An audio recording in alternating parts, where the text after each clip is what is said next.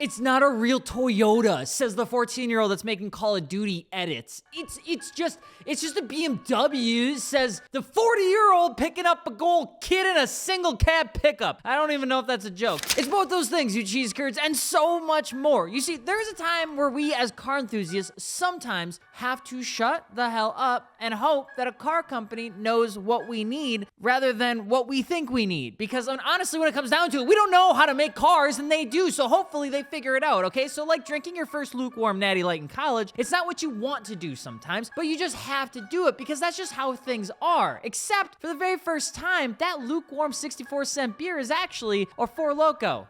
Now you're addicted. Of legal age. Ladies and gentlemen, I'm talking about a car that pretty much feels exactly the same way. A car that for some reason or another, you're not really sure if you like until you drive it, and then you just fall in love with it. Ladies and gentlemen, I'm talking about the car that you think is probably a Toyota when it's in fact a BMW. I'm Alex Martin with 2 underscores on Instagram. Today we're talking about a car that we wanted and probably didn't deserve. A car that acts like the big brother in the car scene getting picked on because it knows it can defend itself against the little guys. The car which is only weakness is for people who don't like change. Ladies and gentlemen, we're talking about how to modify a Toyota Supra!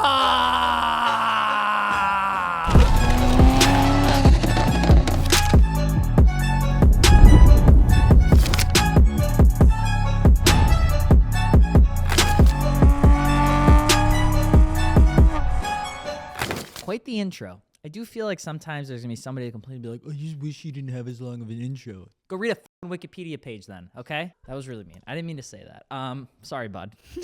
Why don't we sit down and have an old fashioned, we'll talk about it. Let's get the obvious out of the way. Toyota partnered with BMW to make the Mark V Supra because Toyota didn't have a proper chassis in their lineup that could meet what they wanted.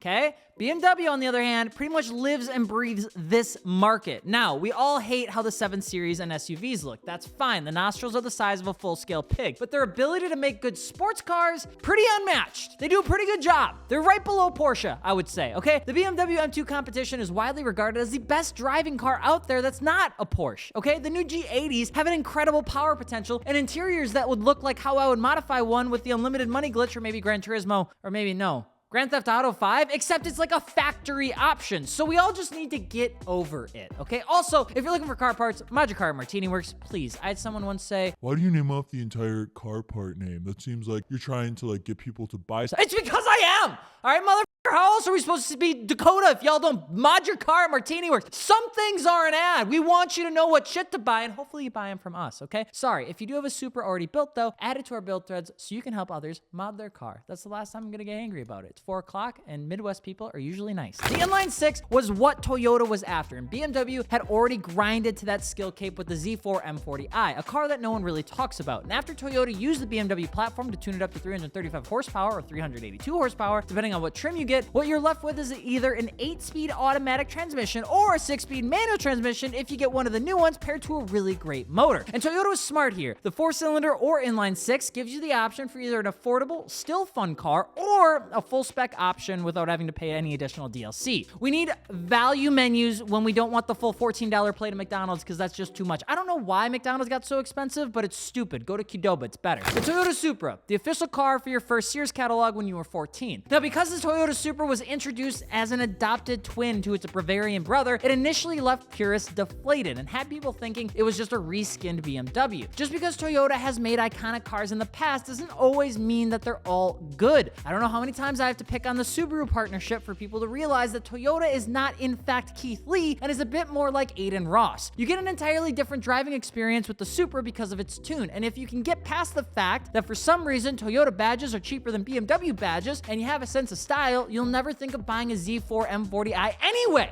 It's just non-existent to people of our age, okay? So what makes the Supra fantastic, though? That is a great question, because it is, in fact, what makes this platform so incredible. It's got an inline 6, turbocharged, intercooled goodness with an aluminum block with properly good struts and a multi-link suspension. You get some vented brakes. You get Michelin Pilot Super Sports that you're gonna change out anyway if they're still stock. And a wheelbase, okay? That's a grade report your crush used to get in high school. I think it's like 97.2 inches in total. The Toyota Supra, the official car of 0% APR interest through the Best Buy credit card that you actually pay off before the interest is due. And now we're here. Okay, Toyota Supra is like $40,000 to $65,000, okay, and it's more European than Japanese. An engine that for some reason can take any wet noodle beating as long as you keep it filled with oil, which can be tough at times with some of the earlier models because it does like to burn them a little bit. And an upcoming era of manual goodness, which is either going to put people like you and people like me in debt, or maybe you're just saving better than me. What do I know? So how do you modify a Mark V Toyota Supra? Well, babes, let's get into it. Grab your old fashioned. I don't know if there's colloquial drinks where you're from while you're watching this, but drop them in the comments. I'm super interested. The B58 comes off the learnings of BMW's latest generational engines like the N54 and N55. Coming into a new family known as a modular engine family like the B38 and 48, the B58 immediately saw love from real tuners because of its closed deck engine design.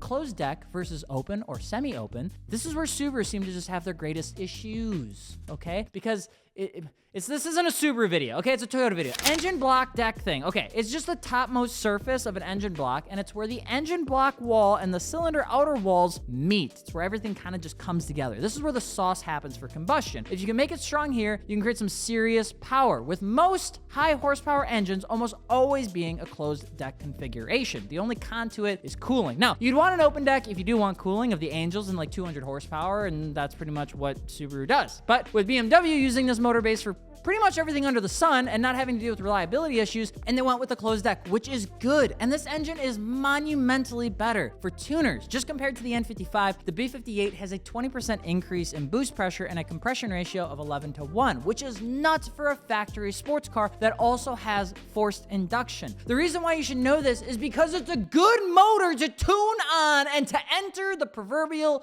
tune zone. Good city to be in as long as you got your driver's license. Slap an exhaust on it, you get 9,000 horsepower. You throw an intake on, it's like 1,400, okay? You get a Street Hunter wing, TJ Hunt will come to your door and personally kiss you. HKS Cat Pack exhaust, BC Racing coilovers, and Fortunatos or something like that, and quite literally any wheel under the sun, you're gonna be set, unless it has a big lip and convex spokes. It kind of makes it look a little dated that way, but that's up to you. You can do whatever you want, okay? I'm gonna give you a real-life rendition of two Supra owners talking to people. Hey, bro.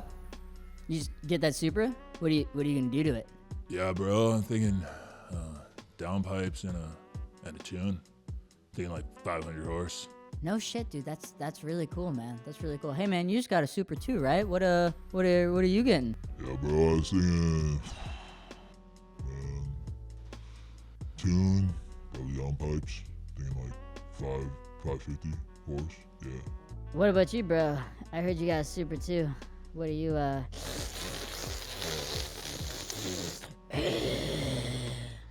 are you gonna do to yours? I don't know, probably downpipe, tune, pure 800, E85, probably like 1,200 horse right there. It was a vape joke.